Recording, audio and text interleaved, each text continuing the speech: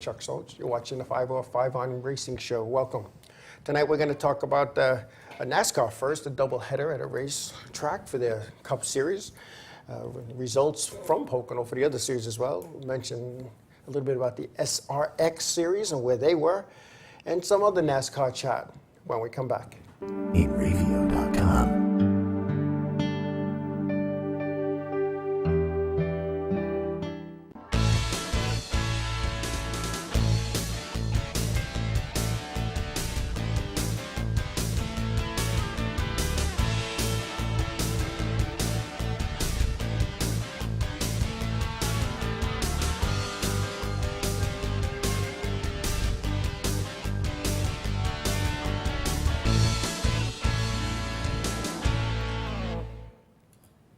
Welcome back.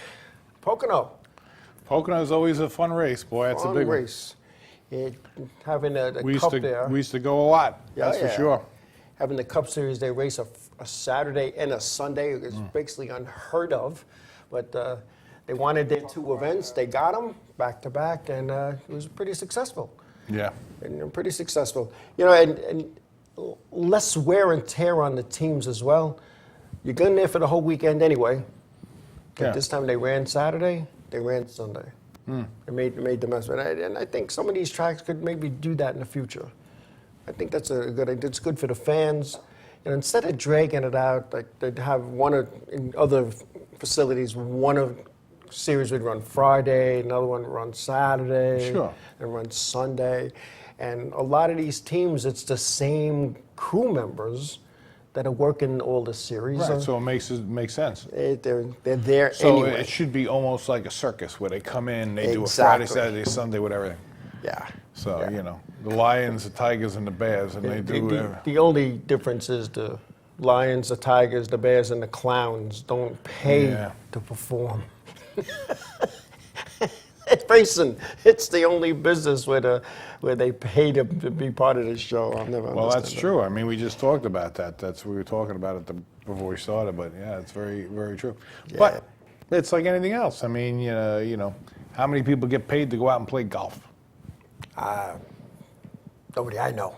It costs me. Right. How many people get paid to go out and ride your bike on a Sunday morning? Not many. Not many. So it's one of those things. It's like it's part of what happens, you know. Yeah. So sometimes, you know, people say, "Oh, you know, it's pay to play." Well, it's very true. It is. It's that way as well. I mean, how many times have you had a friend who's in a band and he's got to sell, 30 tickets? That's why he's got to sell 30 tickets because basically he's renting the venue so he can play. Yeah. And you got to come buy alcohol and the rest of the food and everything else in order to make it worth his while. Yeah. Well, they get a piece of the bar. You know. They don't get a piece of the bar. Basically, they get it's factored into the number. Yeah. They get a piece of the people that come through the door, you know. Yeah, so. I remember those days. Days. Anyway, Pocono. The three series were there this weekend, and let's see who we're going to start off with tonight. We got the NASCAR Camping World Truck Series. John Hunter Nemechek was the winner there, followed by Kyle Busch. Sheldon Creed was third, Tyler Ankrum fourth. Austin Hill was fifth, followed by Matt Crafton. And we had Todd Gilliland in seventh, Zane Smith in eighth, Ryan Preece in ninth, and Derek Kraus rounding out the top 10. The Xfinity Series is there as well. And we have Austin Cindric, the winner. They were Ty Gibbs second, Justin Allgaier third, Noah Gragson fourth, A.J. Allmendinger fifth, Daniel Hemrick sixth, Brandon Jones seventh, Jeb Burton eighth, Josh Berry ninth, and Myatt Snyder rounding out the top 10 there. The Cup Series was there Saturday and Sunday. So let's see which one we're going to show first. Let's see. Saturday's Alex Bowman. Alex Bowman was the winner there. Nice win for Alex Bowman. He won this because he was running second and somebody blew a tire. That happens. Kyle Larson blew his right front. That happens. Green flag waving coming off the final corner. Bam! Man. I know, what a way to lose that. Bam, and he had a very big lead. He gets So, spun coming out of turn 4, too. You could make that happen, man. So the winner there again was Alex Bowman, followed by Kyle Busch, William Byron third, Denny Hamlin fourth, Ryan Blaney was fifth, Kurt Busch was sixth, Joey Logano seventh, Kevin Harvick eighth, Kyle Larson salvaged a ninth, and Brad Keselowski 10th. So that nice running there. In race one, like I said earlier, Larson's winning streak had come to an end where his front tire went down, coming apart actually. Coming out of turn 3, he had a comfortable lead. And he was doing well. Oh, he's just the man to beat this year.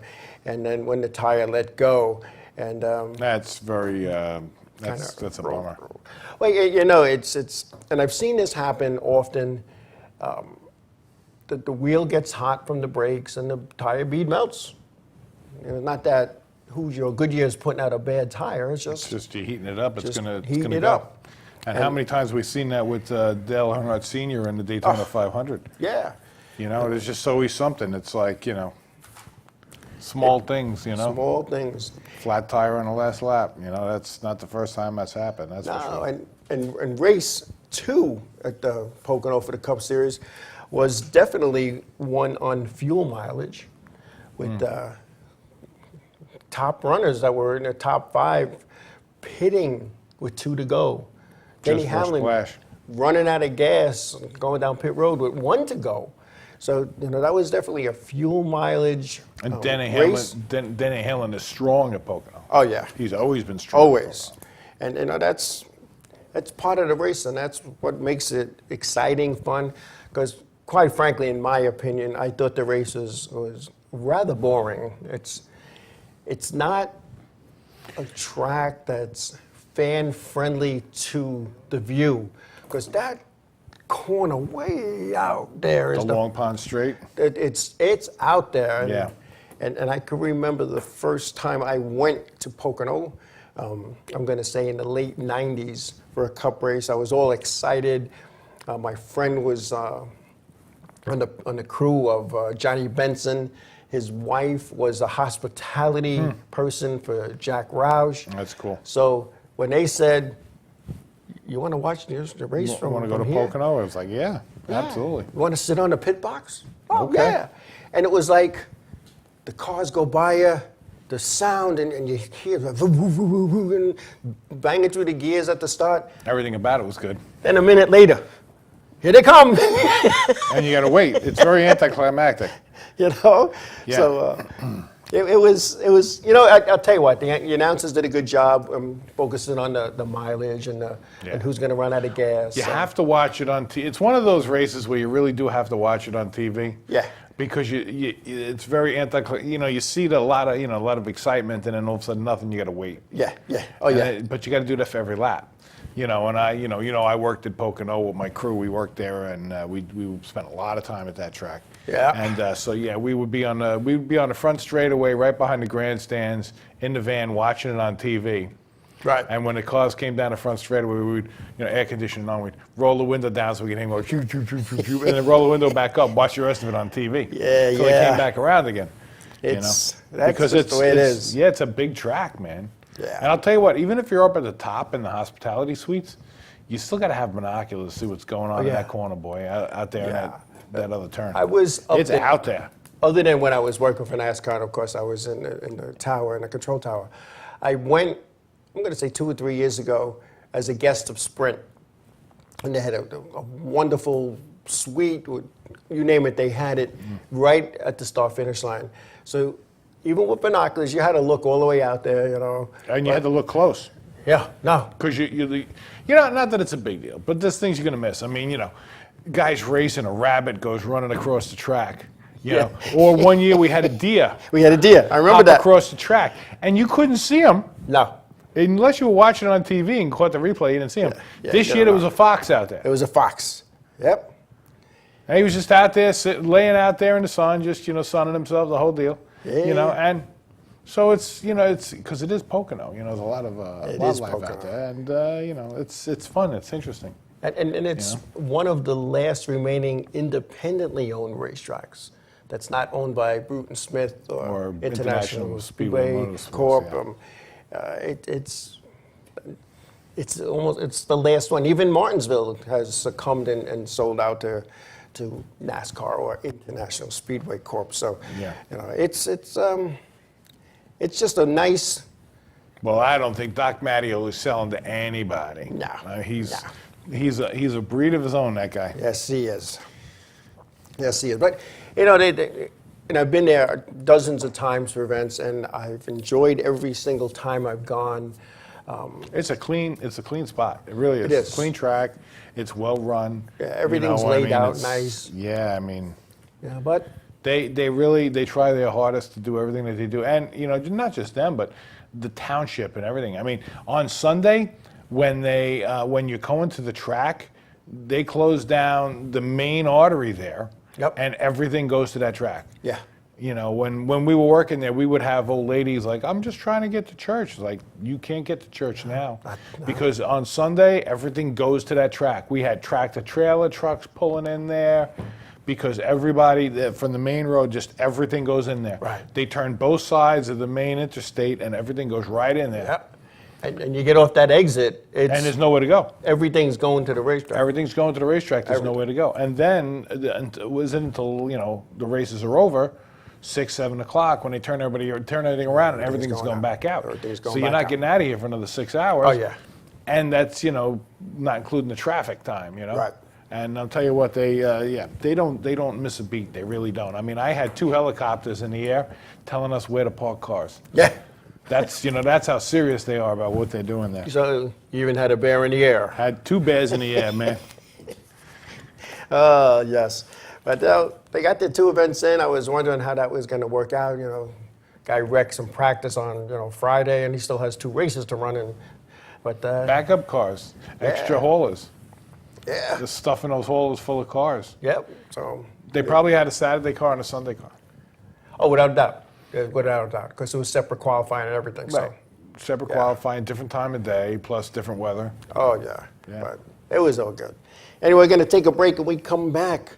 We're going to talk about the SRX series. They had another event, and some other NASCAR news when we come back.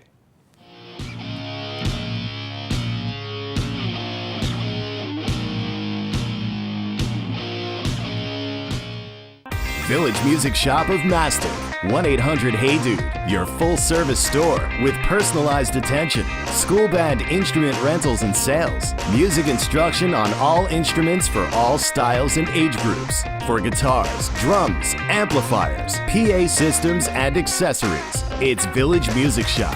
1495 Montauk Highway in Mastic. Call 1-800-HEY-DUDE or go to villagemusicshop.com. Hey, we're what's set oh, up. I said was gonna say what's up for some reason. Hey, we're set it up, and you're watching the Inravio TV network. Hi there, this is Buddy from Less Than Jake, and you are listening to Inravio TV. You're probably watching it too.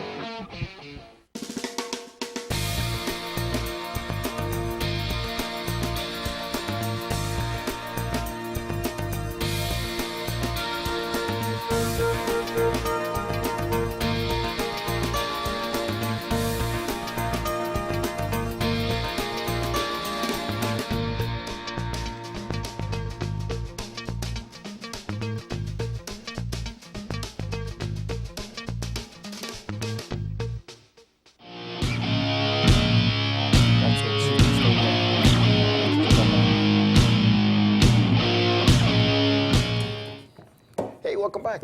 Welcome back to the show. SRX series was at Eldorado dirt track this past Saturday night. A track owned by Tony Stewart. That's going to be fun.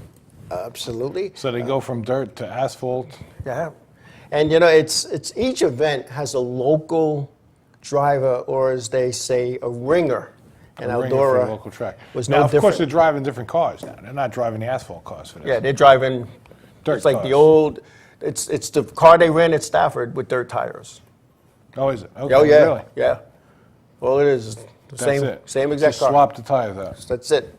Maybe Really? change the shocks, but that's it. Okay. Yeah. Well, like I said, every event has a ringer, a local guy. in this event, 5-time Silver Crown champ Cody Slauson was in the event, as well as former Formula One driver, X Games champion, and multi-time global race course champion Scott Speed was in this event. Okay.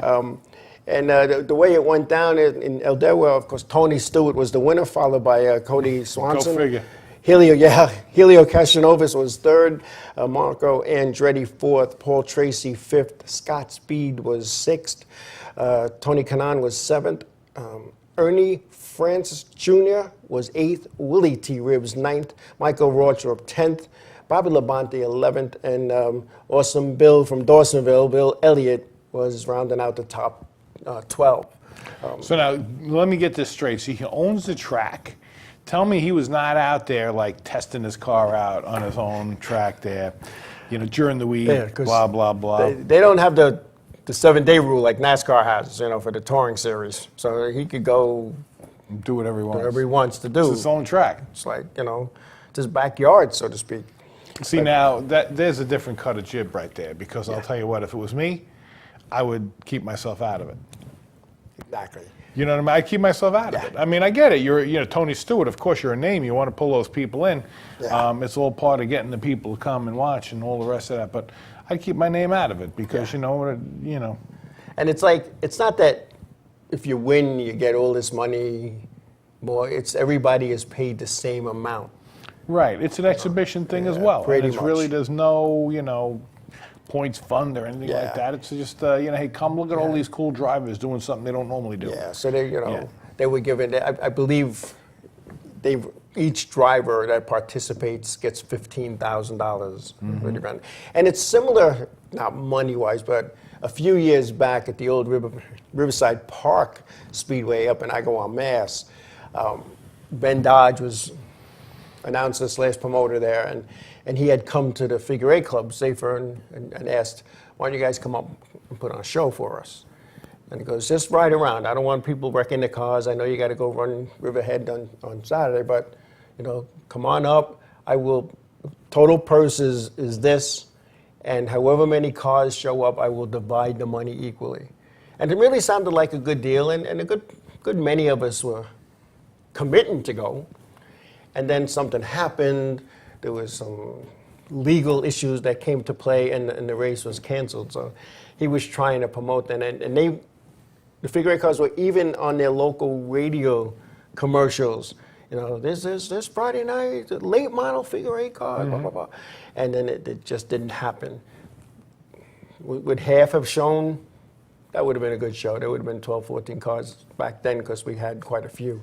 But it would have been similar to this. We're all going up. We're trying not to wreck each other and just have some fun. And have a good time, promote your series. Well, kind of that's what you want to do anyway. I mean, you don't want to cost each other money when you go racing. I mean, because that money it costs you is just more money out of your pocket. Yep. How many people have to sponsor dollars to fix those things? I mean, Bill Batch, he remembers that. He was in. He was one of the guys that were going. Yeah. So, that would have been a fun time. That would have been a fun time. But, like I said, some stuff happened legally, and I want to get into it. It's water under the bridge. But I was looking forward to that. And anytime you can get to go race somewhere else, you have a good time with that. It's different. It's fresh. I know we did that, too. We did a couple of Thompson runs. And we did the Flemington, New Jersey run, and it's fun. Good stuff. Oh, yeah, good stuff. So this SRX, they apparently have a lot of sponsorship in their series with cars and motors, and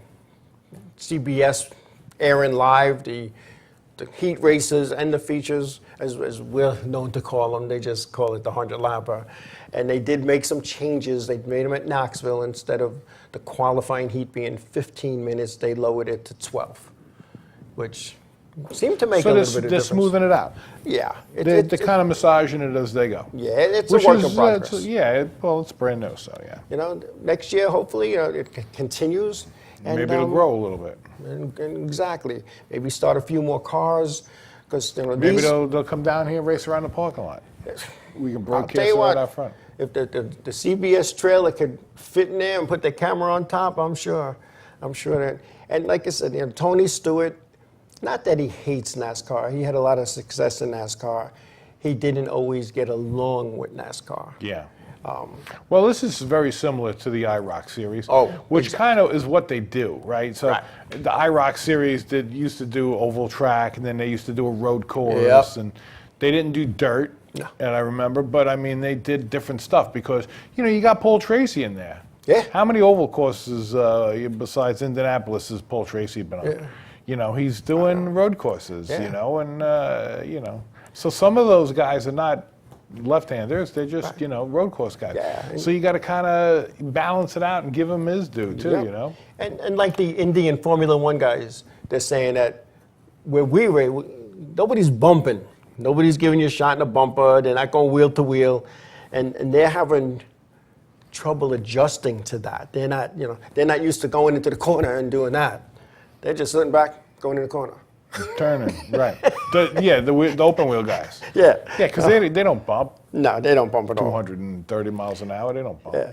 Bill Batch would love to see the SRX cars on the figure eight course. Sure, there you go. Of course, he's a figure eight driver. Oh, I'll tell you man. what, how about we do a world demolition derby with them? Yeah. Put them in school buses. Oh, what do you man. think? But it would be interesting to see that. And there are other places that run, figure eight stock cars, and they run them in Indy, not at the big Indy, but across the street. They run them there. There's a lot of places, and I follow this group, and you look at the figure eight guys, and the cars are so much different. Some of them, in some places, they're winged. They look like dirt late models. And then you go to other places and they look like they're like enduro cars. So it depends on what you're looking at and going for. But it's well, that would be interesting though. I mean, if you put them on an oval or one or two ovals, if you put them on a road course, if you put them on dirt, right. I mean, I would even say put them in trucks and have them run across the desert somewhere. Like the Baja. with the jumps and stuff. Even if it's a small course, right? Wouldn't that be interesting? How about even this? Take them and stick the guys in drag cars. And let them go down the drag strip. That's haunted. I tried that once. It's a different, I wouldn't even know where to start with that. No. But you know what? How interesting would that be? Put them in a couple of boats, have them race around the bay? Yeah. That would be interesting. You want to race? Yeah. Show me how you race. Show me how you race. I mean, but you'd have to have a boat guy in there. Have to have a boat guy. Have to have a boat guy in there. He's on the cars and stuff, but then he'd get his due on the boat, right? Or even, I mean, what a monster truck guy? Who'd you put in there? Oh, I don't know. Could you imagine the guy, the girl that drives Gravedigger or Bigfoot or something in there? Yeah. That would be funny. That would be interesting. Then they got to do monster trucks and crash car. Forget that would be bad. That might not work out well. And there should be, just my thought and opinion. And there's guys out there that are saying, what about sprint cars, the little sprint cars? The midgets, they're fun to drive. Yeah, But the TQs and stuff. To give these, I know Harry's out there going, put them in TQs. Let's see what they put got. them in a TQ.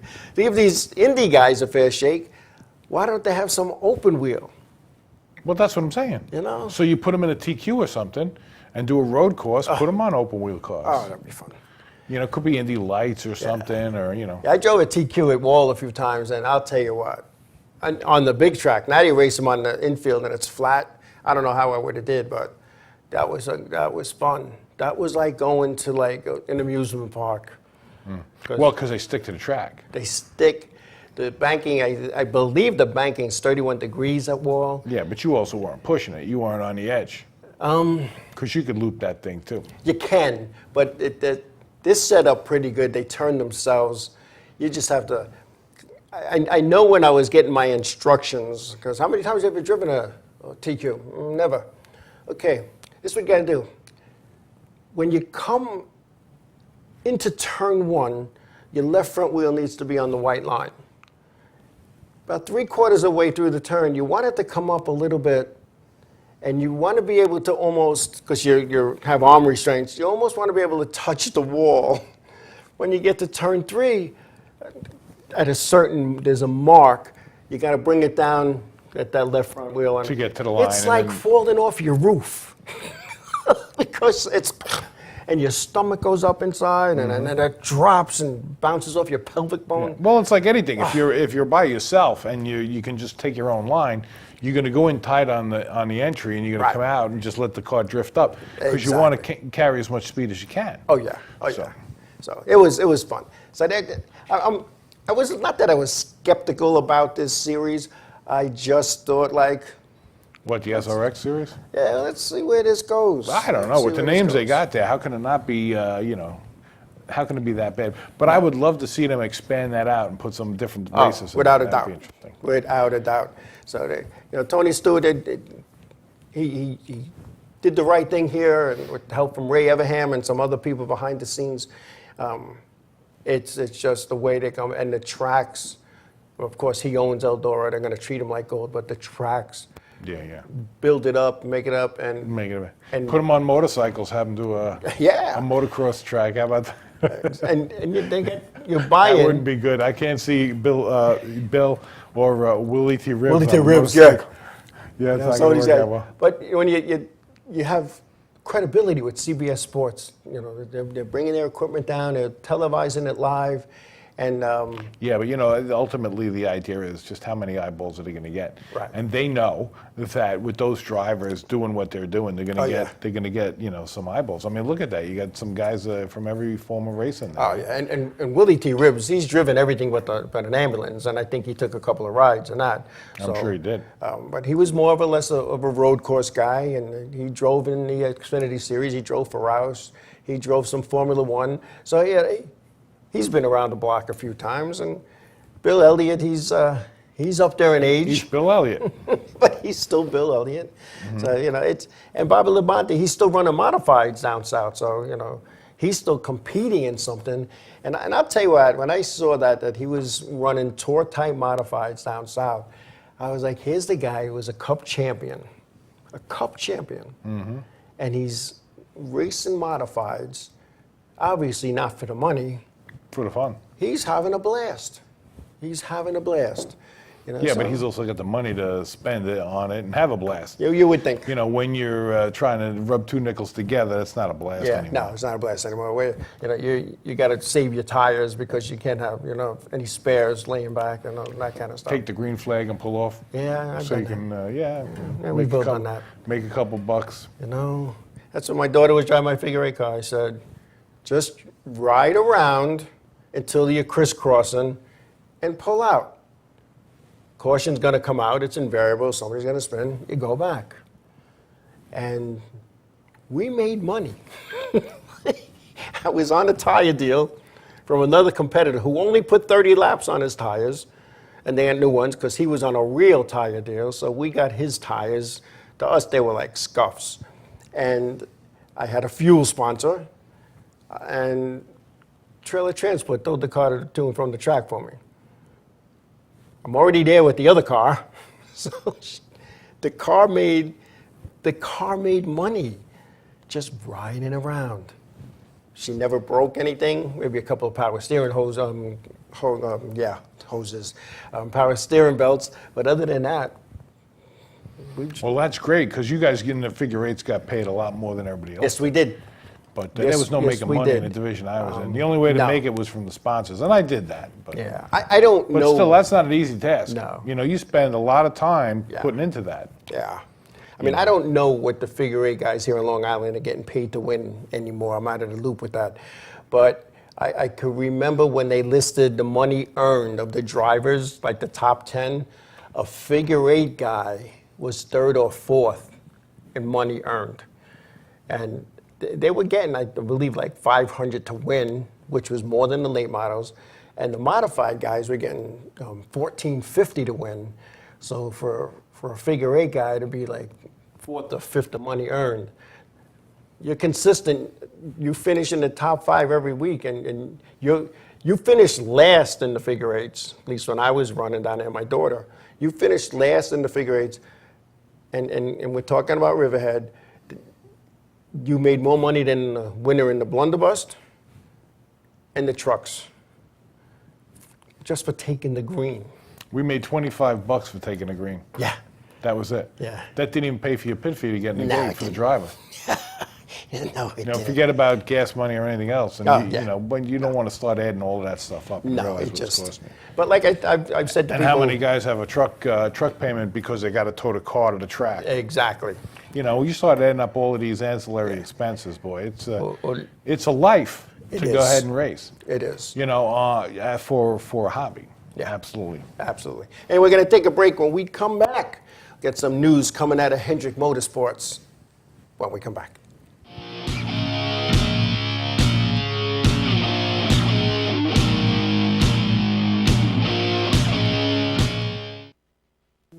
Hey guys, this is Jibs from Ocean's 8, Alaska, and you're watching Inravio TV Network.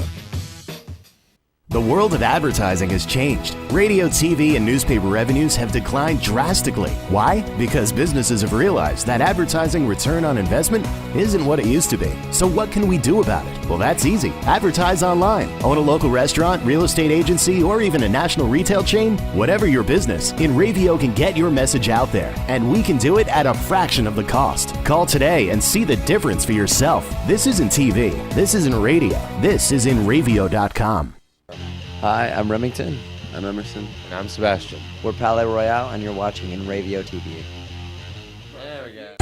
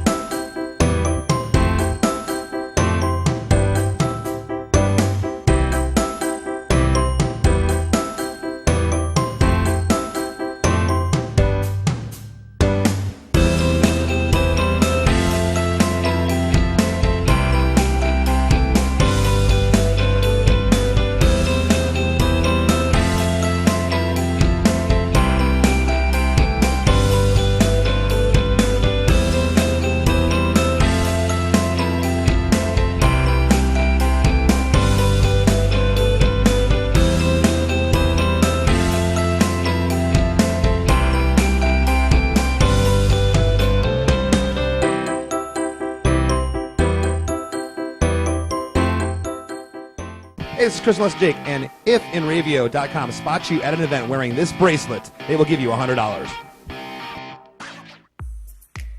Hi, this is Mike Jarecki from My Race News, and you're watching the Inravio TV Network.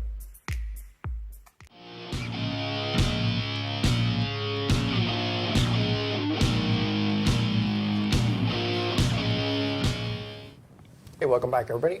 Welcome back to the show. Yes, yes. A few weeks back, we had reported that Eddie the Hunt had some problems. Was arrested, was suspended from NASCAR, lost his job at Hendrick Motorsports. Well, former Long Island Eddie the Hunt was reinstated recently by NASCAR and by Hendrick Motorsports after charges on a May 12th arrest of misdemeanor battery of an unborn child, and there's Eddie, and misdemeanor assault of a woman. Well, he was arrested and he was looking at jail time for this. And many of us, when this was reported, we had said, you're innocent until proven guilty. Why is he banned from NASCAR? Why is he suspended from Hendrick? Because a lot of times with domestic situations, and I'm no lawyer, but a lot of times it's a he said, she said. Mm-hmm. And so here's the guy, he gets hauled off in cuffs, arrested, and there's all his business out there because... They were erring on the side of caution. Exactly. Which is what they do. Because it is a business. Well, and the last thing I want to do is be associated with something because, they got big dollar sponsors they got to worry about. Yeah. So they jump right on it and say, all right, we just take a, leave of absence, if you will. There you go. And let's get this sorted out. Well, the case was dismissed. The reason? Lack of evidence. It was like they were throwing him because he allegedly hit, punched, smacked, pushed, shoved, whatever, his, we'll say, domestic partner who was pregnant. So that becomes double. That becomes like a double-edged sword there. And many of us in our lifetime have had arguments with our spouses, our girlfriends, our boyfriends, whatever. And it's like the first person to dial 911. they're the plaintiff automatically. Well, that's true because that's exactly what it is. So They're anyway, the one making the complaint. Exactly. I come from a place where you take care of it in-house. But, whatever. You come from a place where now you dial 911 with your finger over the other one button, Exactly. waiting so you could be the first one to call. That's what you've been doing. So, now for those who know, Eddie DeHunt came out of Long Island, longtime crew chief for Roger Roxy, who's been a guest of our show many, many times. Started in the mini modifieds as a driver at the old Icer Speedway. So I'm glad that he was cleared, and I'm glad that NASCAR reinstated him. And I'm glad that Rick Hendrick said the door's on. Come on back to work. Yeah. No questions asked. So that's good. That's a good thing. We don't want anybody getting a black eye over there. No. It's not a good thing. No, it's not good for anybody. But we have some news coming out of NASCAR that the NASCAR Hall of Famer Jeff Gordon was named the vice chairman of Hendrick Motorsports, and will leave Fox after the 2021 season as an announcer. Gordon will be the number 2 man in charge. There's Jeff Gordon with Rick Hendrick wearing his NASCAR Hall of Fame jacket. In 1999, Jeff Gordon, while still competing, became an equity owner of Hendrick's, one of his cars, and that was the car driven by Hall of Fame driver Jimmy Johnson, the 48 car, which goes all the way back to 2001. I knew he was a partner, I just didn't know it was 20 years ago. Yeah. So. No, I remember that's when he brought Johnson on, and that was. He's been an owner of that car for a while. Since the day one. Yeah. Oh yeah, now Jeff Gordon. He was not the typical NASCAR guy. He came from the West Coast, running the big sprint cars, and came into stock cars, and was in '92 as a driver. His first race at Atlanta Motor Speedway in '92 was Richard Petty's last race. It's kind of funny. It was like the changing of the guard. Change of the guard, yeah. And he picked up off right away. Affectionately called his team the Rainbow Warriors because of their colors with the DuPont sponsorship. So, Jeff Gordon, he did a nice job. He announced his booth, in my opinion. A lot of people on social media, I call them keyboard cowboys, I can't listen to him, all his stories. But you know what? That guy's getting paid a lot of money to do that while you're sitting on your couch drinking beer. Well, let's not forget that he also had a really good crew chief to bring him along, Ray Everhand. Yes, Ray Everhand was aces. He's the big tuna, and for him to be paired up with that guy, that's pretty perfect. Yeah, without a doubt. So that's and then he saw an opportunity there because you're not going to be a driver forever. No. And how much are you going to win? How long? What's your longevity in the whole sport? So by being a car owner, especially of Hendrick, how do you not get involved with Rick Hendrick and say, let's do something here? Yeah, let's do something. And Rick saw that too. Because ultimately, who are you going to pass this to? Rick's not getting any younger. Yeah, I believe Rick Hendrick's like 71 years old. So. Yeah, so you got to have somebody to pick up the torch and run with it. Yeah. And a smart businessman is going to see that. And you've got somebody who's got the potential to come on and bring it to maybe to the next level, or at least keep it going. Yeah. You want to jump on that. Yeah. You don't want to let that go because the longer you wait, the worse it's going to be. And you might not have that opportunity all the time. And I always say that. And we've seen that just even recently. Yeah, and even out of racing, you look at these big corporate companies that started way back when. You look at J.C. Penney. There came a point in time where Mr. Penny said, "I gotta turn this over to somebody." You gotta. You can't do it all on your own. No. And if you don't, if you hold on tight and you think you're gonna make something out of it or something's gonna pop up, that's when those things surprise you. Yes. So come back and bite you in the neck. So congratulations to Jeff. It's a good thing for him. I think it's a great opportunity, and it's. I know that a lot of people felt that when he retired from racing, he was still at the top of his game, but. You don't know what goes through a person's head or the conversations behind closed doors at home. And he got out while he still could walk and, While we're and getting, talk. while we're and- getting was good, and you got kids at home, and you start thinking about things. Yeah. and It's just like everybody that's watching. Yeah. I mean, as you get older, maybe you weren't claustrophobic before. Maybe now all of a sudden you're getting a little claustrophobic. Yep. Yeah, you're not liking elevators or planes as much as you used to, or heights. Or as we get older, are we getting smarter or getting more sensitive? Or I don't know what's going on. But as you get older, all of a sudden these little things you never really thought twice about. Yeah. Getting in a race car might be one of them. But you know, it's funny, and I was just watching video of my season last year running the vintage mod, and I'm looking at things and I'm watching. And okay, I took that one out and I put some tapes in from my old days at the Riverhead and ISOP, and I'm like, night and day. It was like, I'm older now. I don't want to get hurt. That's exactly what it is. You know, I'm going to wreck this guy and wreck myself to gain 1 spot or 2 points in the point standings or another $5 at the payoff window. And like I said, I drove that car, and Bill, you should have been racing with me now because I didn't have a scratch on that thing. Well, you would have been, you know, it could be that when you were younger, you raced with more tenacity. You, Oh, yeah. You weren't concerned about putting a scratch or a Yeah. dent. Your idea was to win and get to the front. And now you're a little more concerned about these things. Yeah. You know, I'll tell you what, I bought another race car, and the race car was the same series as before. So the roll cage was the same as before. The only difference is that the door bar was like 2 inches higher. The lower door bar was 2 inches higher. I was a bigger guy at the time. Right. But I'm laying in bed one night and I'm like, that car's tighter than the old car.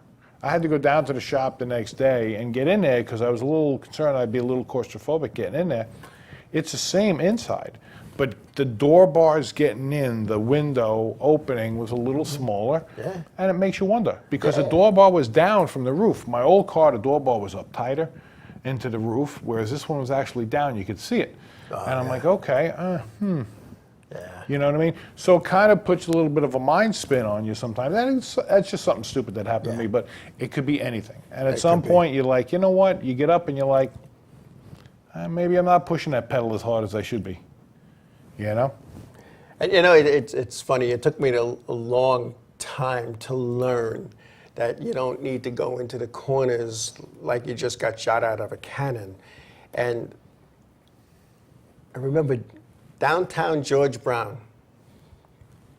If he would have raced consistently every year, year after year, he would have probably had the most wins out of anybody. You know, in figure that old racing. 40 coupe he had? Yeah. So he's going to go out and practice, and I got to follow his line.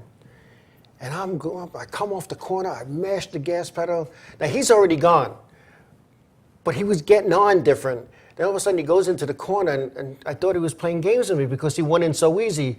I'm slamming on the brakes, the car's all out of control. It took me about 6 or 7 laps to learn that going into that corner softer got you out quicker because I was scrubbing off all the speed. But that was one of the things when I was younger racing. It was mash the pedal, mash the brake, or use the guy in front of you as your brakes, you know, or you go into a corner on the inside, 8 turned a lot better than 4, you know. That's the mindset, and it's one of those things that you just don't realize. I mean, I raced for years, you know, and you know what we were always told: 7,200 is like what you should be tacking at on the tack, right? So you know, I raced for years. I'm going into the turns, you know, going in low, going in hard, the whole thing, you know, and coming out as fast as I can. And it wasn't until I bought another car, and now I got a different car under me. And I'm like, all right, I'm going to go out there and just try this thing out. You know, so I go out there and I'm just kind of easily going around and just feeling it out. Not even trying to race, just going out there just, you know, nice and easy, the whole thing. I come off the track after practice, and NASCAR official, it wasn't you, somebody else standing in front of me, boop, stops me, comes to the window and says, I just want you to know you set the fastest track time. And I'm like, what? I get back to the pits and I hit the memory tech. I did like 5,400 RPM. I'm like, how is this possible? And then I realized I'm racing wrong. Yeah. You know, slow and steady wins the race. Yeah. You don't necessarily have to be spinning the tires. Yeah. Because spinning tires aren't grabbing the track. Nope. You know, so it's all a matter of how much power you can get down to the track. You can have the most powerful motor in the world if you can't get the power down to the track. Right. What are you doing? Yeah. And I was always told that, not that I was in this position often, but you got the lead, you go just keep it low and slow, throw the rhythm off. And I can remember losing races because I want to blow the guy in second away. I want to get him off my bumper.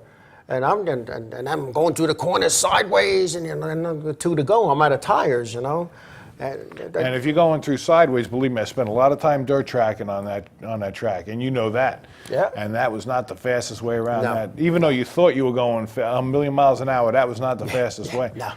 And I realized that the slow and steady winning that race, boy, that really what did it. Yeah, You know what I yeah. mean? And you just got to it's all about smooth. Yep.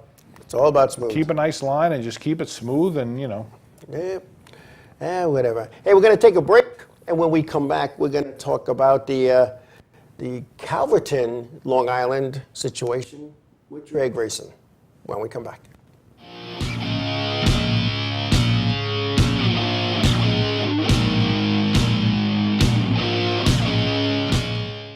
Village Music Shop of Mastic. 1-800-HEY-DUDE. Your full-service store with personalized attention, school band instrument rentals and sales, music instruction on all instruments for all styles and age groups, for guitars, drums, amplifiers, PA systems, and accessories. It's Village Music Shop, 1495 Montauk Highway in Mastic. Call 1-800-HEY-DUDE or go to villagemusicshop.com. Hey, I'm Raul Panther. And I'm Commander B. Hawkins. And I'm Rick Weller. We're some of the proto men. If we see you without this bracelet, you're punching the. But if you have this bracelet from Inravio.com, you can win $100. Put one of these on, or else.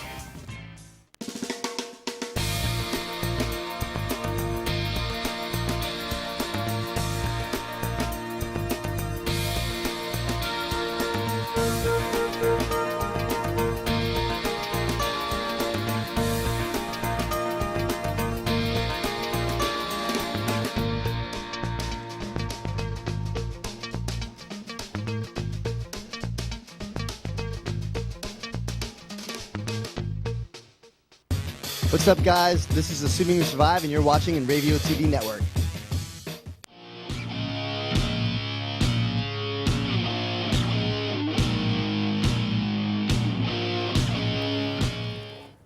Welcome back, everybody. We've always talked about racetracks closing, drag strips closing, English Town closed, Adcats closing. It's leaving these guys with these drag cars to race in the street or find an industrial park where they could sneak back in and go racing. And I know back in the 70s when I was playing with these things, they had just extended Route 231 in North Babylon from the Southern State Parkway, almost like a bypass to Deer Park Avenue by the high school, down to Main Street. So we knew that the police that worked 4 to 12 left the sector at 11:45. By the time they got to the precinct, got out of the car, got the stuff, the midnight to 8 guys come. So we had a half-hour window, and we would race down 231. It wasn't even open for traffic yet, and we'd go racing down 231. And I remember a good buddy of mine that I worked with, Jackie Sullivan, he caught the guardrail, went airborne. I mean, airborne. And when he landed, his legs, his lower legs, hit underneath the dashboard, and he broke both his legs. But everybody scattered. Because, the police are on the way, they're going to see this. Mm-hmm. Nobody wants to get the silver bracelet, so we all scatter. He ends up in the hospital, he heals and all that kind of good stuff.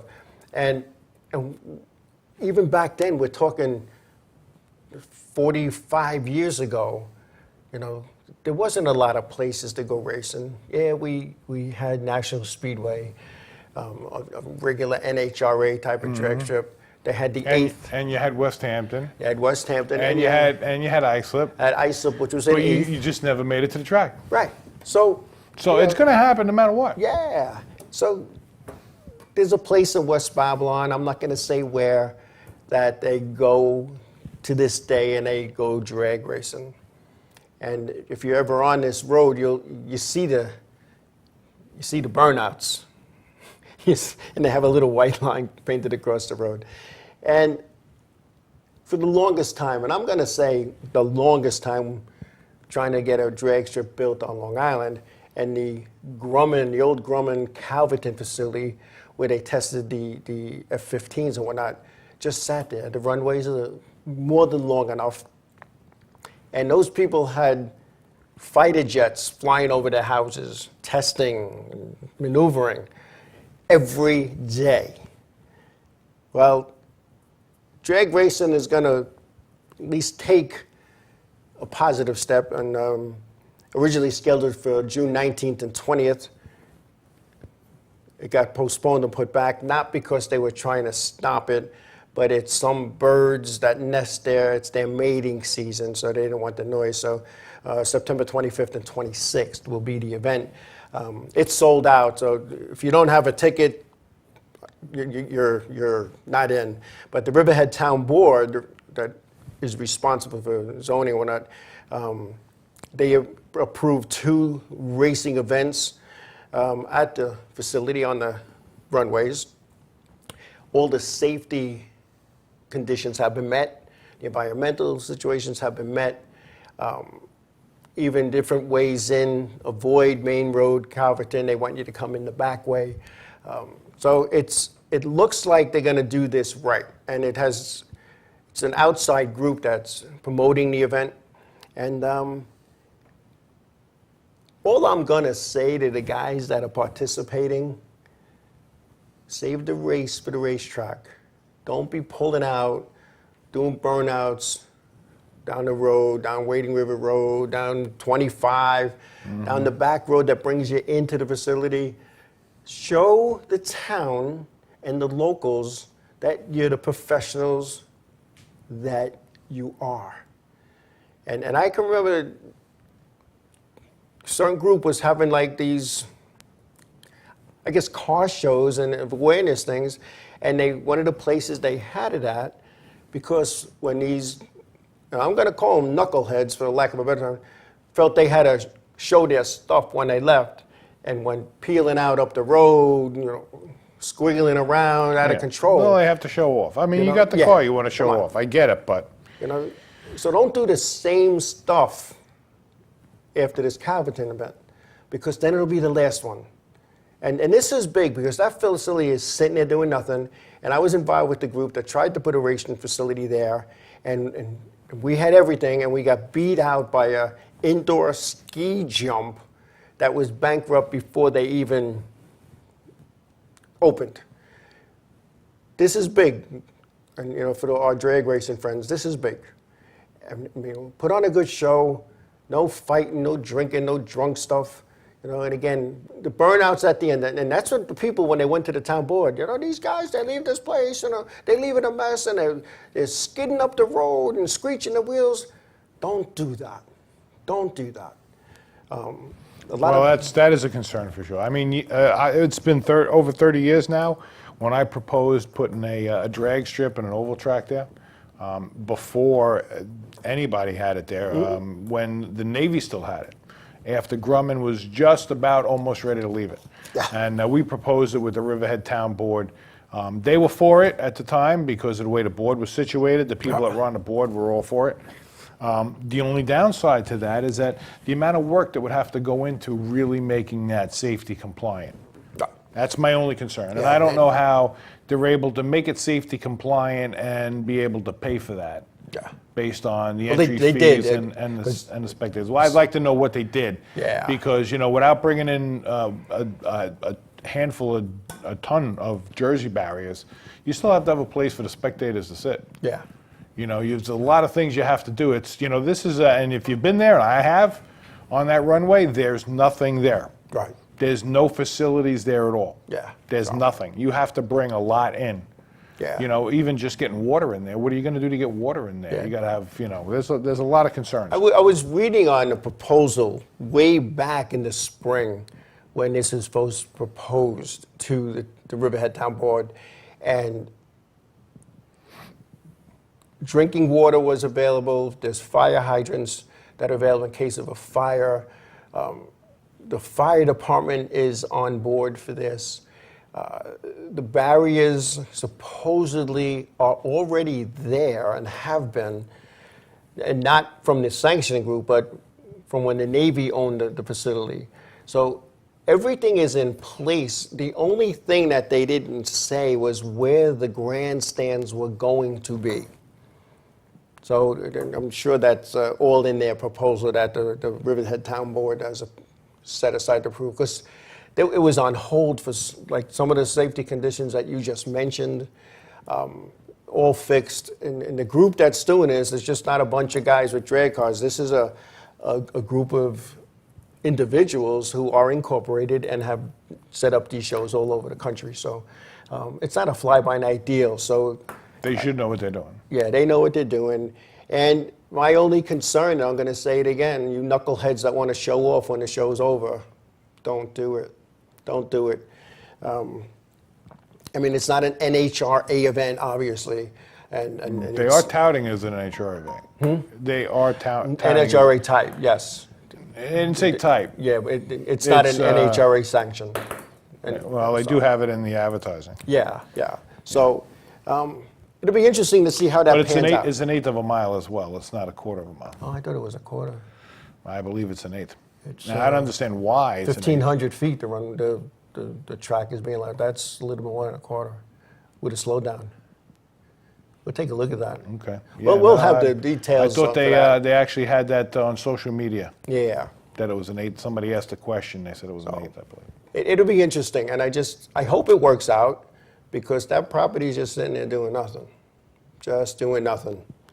And there's a lot that could be done there. And as you said, you were involved with a group that was going to do that. I was involved with this now defunct organization that was going to do it. And actually, the guy that wanted me to do it was on the Riverhead Town Board. Oh, okay, yeah. And we were looking at a different property on Long Island that we couldn't put the package together. Right. And he was a real estate agent. He said, hey, what about Calverton? Hey. Let's do it there. Yeah. He was all for it. He was all gung-ho. Yeah. And the other place that we were looking at, the group I was involved with, and we had the money. We had a $22 million line of credit. So we had the money to do this. So we actually went to Yaphank, New York, which the property, it was approximately 20 acres. You had a mulch facility on one side, the town dump for Brookhaven Town on this side, and you had the Yaphank minimum security jail staring you at the face. And they just, they're not in my backyard, people stepped in. And that property is still sitting the way it was when we tried to do this, 25, 30 years ago. So it'll be interesting to see how this all pans out. But because nobody's building new racetracks, they're all getting torn down. They're all getting torn down. It's hard to make a go of it. It's not an easy thing. I mean, if Englishtown, New Jersey closes down, then obviously there's not a money maker to be had there. And I know that we had, with that one group, we had a meeting. I brought in a financial advisor, and I know we sat for hours and we talked about it. And actually, it was interesting because as we're talking about it, they kept bringing up, well, Englishtown's doing great. Englishtown's doing great. And 2 weeks later, Englishtown closed down. Right. And the receipts from Englishtown was literally in the low thousands. Yeah. When I say thousands, I mean a couple of thousands. Yeah. I mean, that was their profit. There was no money to be had there. Yeah. It was just, we're doing it and, almost breaking even. Yeah. Basically breaking even. And that's not what you want to be doing in the business, especially when everything around you is going up. Right. Your expenses, your taxes, and everything else. I mean, you can't afford to be doing insurance, the whole bit. Yeah. So it'll be interesting to see. And I can't, guys and gals, I can't stress this enough. When the racing's over, it's over. There's no burnouts out of the place. There's no burnouts down the road. Listen, you lost your run. you ran. It's all bracket racing, so you got your one shot. You did it. Okay, you had a good time. Don't try to win the race home. That's all I'm saying, folks. That's all I'm saying. Anyway. So when is the date supposed to be? The date is September 25th and 26th. Wow. Yeah. They pushed it back quite a way. Yeah, they pushed it back. They pushed it back a couple months. And they're saying it's because of the nesting and then the birds, and it kind of makes sense to me. But I don't think the birds in the nest were bothered when the A-14s were cruising around back While in they the were 80s. there, I'm sure the birds weren't there. I'll tell you what, I actually I go out there and we ride bikes in that facility, and it's different than what you could imagine. Yeah. There's actually a lot of businesses in there. They took over a lot of the buildings that are in there, and it's building up, but it's changed. But there's still spots like the runway is still used for planes. Yeah. Yeah, You know, Skydive Long Island uses it. They land planes there. And that's still listed as an emergency runway. Yeah, well, it's still for the FAA, a viable runway. Yeah. Yeah. Anyway, and before we go, congratulations to all the grads, class of 2021, whether it was from preschool, grammar school, middle school, high school, college. So congratulations.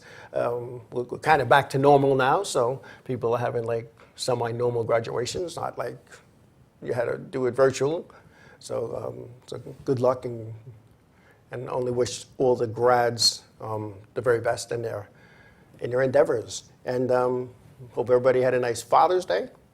I know Father's Day is always an interesting time of year for many of us, especially those of us who our fathers are no longer with us, so to speak. So it was all good.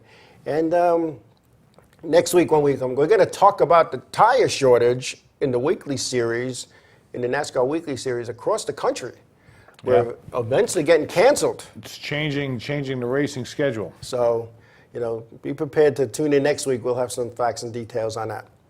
Other than that, I want to thank everybody for taking the time to log in and watch and then participate. And wherever your endeavors will bring you this weekend, please be safe, please be careful. We'll see you on Monday. Good night, everybody. Take care.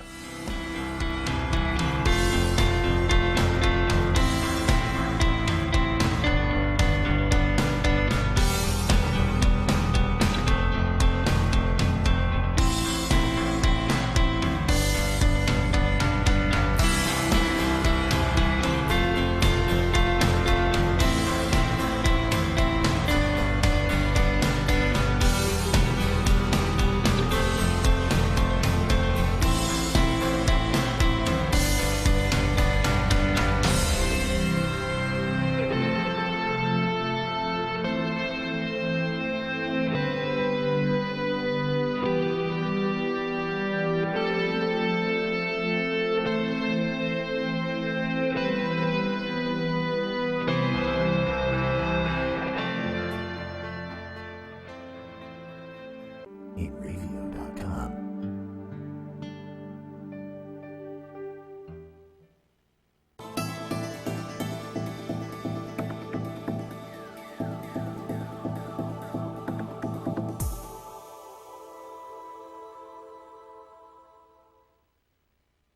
Inravio.com.